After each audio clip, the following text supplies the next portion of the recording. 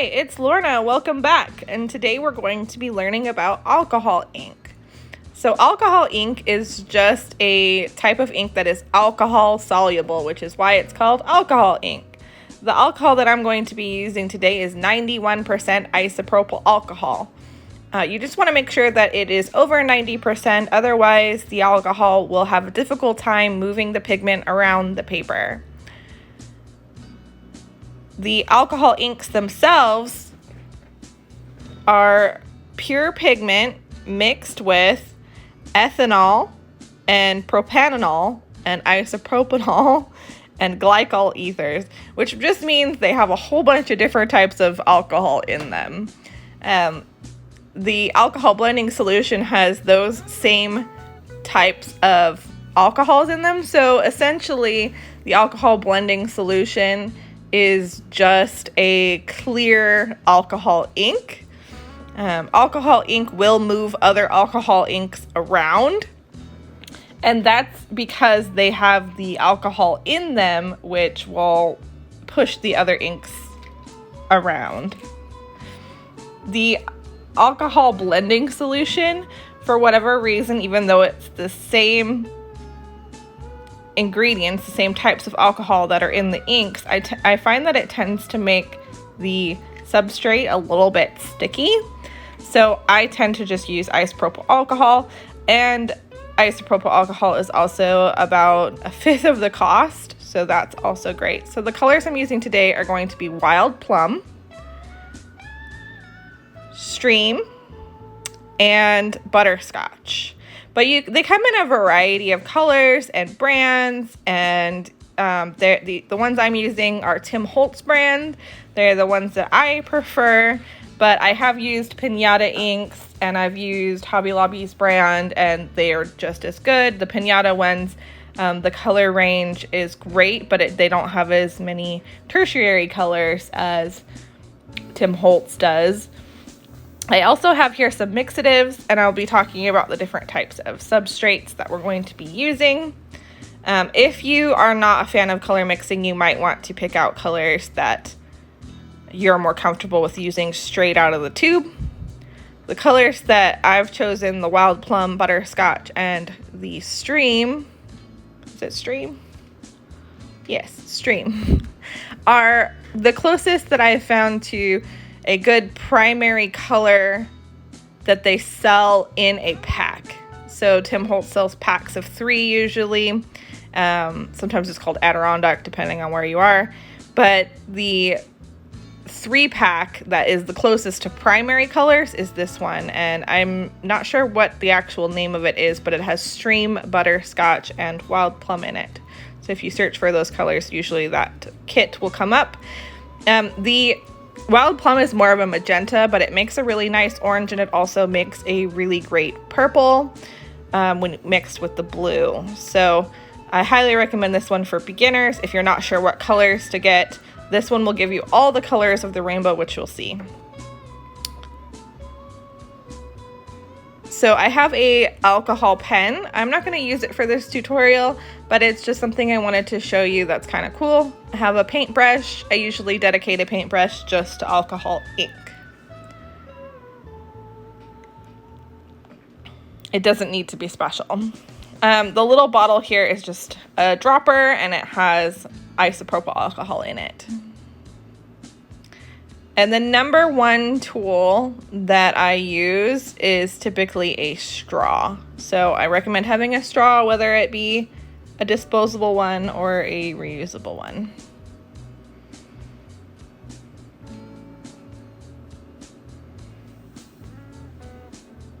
So these mixatives I'll show you later. I'm not going to talk about those right this second. They're quite difficult to use, so I'll only be showing those at the very end. So the papers that I'm going to be using are Canon photo paper, and the Canon photo paper is great because the plastic on the back, and it has resin on the front. So the resin side you can use alcohol ink on, but it will seep in. So the back is what we're after, even though it has these little Canon's logos printed all over it. That's okay. We're going to cover that with the majority of our ink.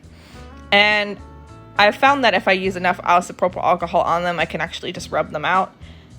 You can use other brands of photo paper and just use the back side. Again, the back side is what you want, not the front.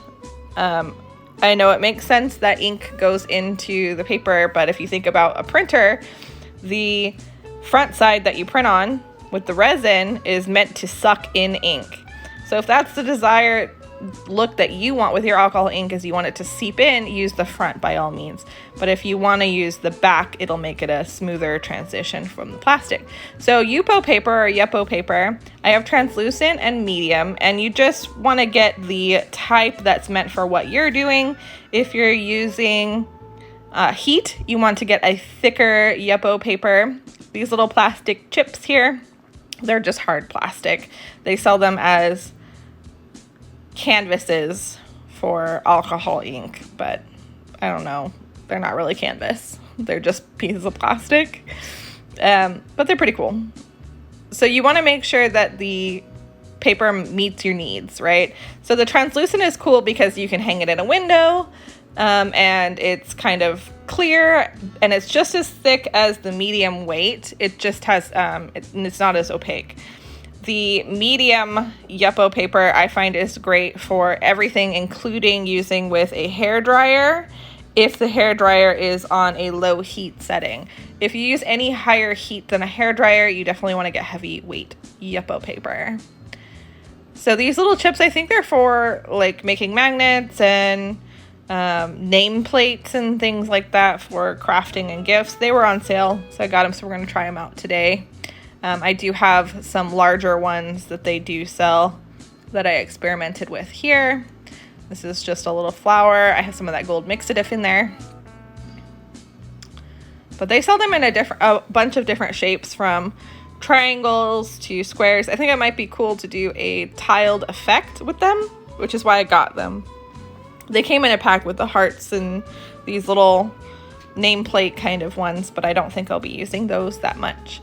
You can also use alcohol-based alcohol-based markers with alcohol ink, and they will dissolve with the isopropyl just as much as the alcohol inks do. So if you don't have alcohol ink at home, you could actually do a lot of this just with your alcohol-based markers. I don't recommend going out and using your expensive Copic markers for this, but you could.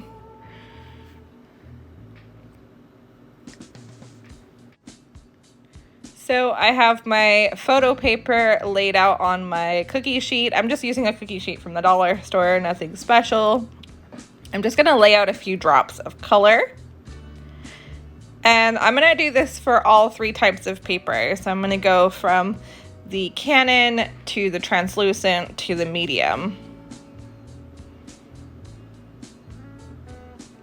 So I'm just adding drops of color, and you could stop at any given point. So if you like the way it looks, stop. One of the hardest things with alcohol inks is knowing when to stop.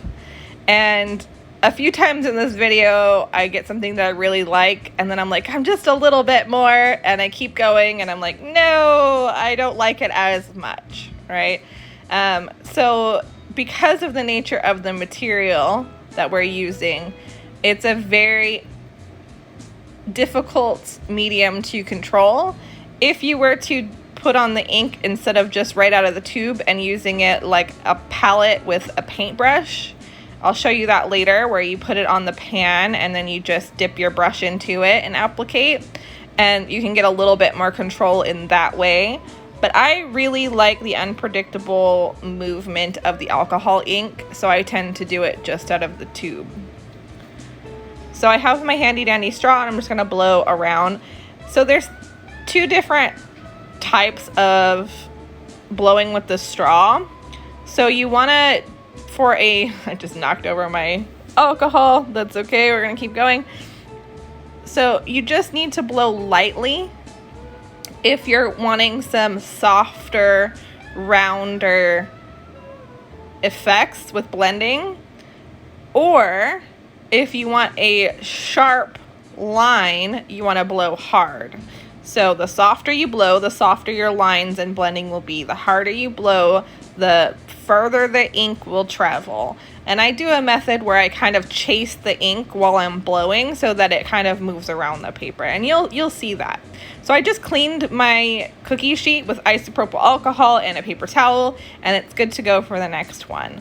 I'm just gonna work 2 at a time, but you're welcome to take yours off. They dry really quickly, so that's a really fun thing, is you don't have to have a wet thing laying around. If you are busy or you have kids, it's a really great thing to do because it will dry before they can get their hands in it.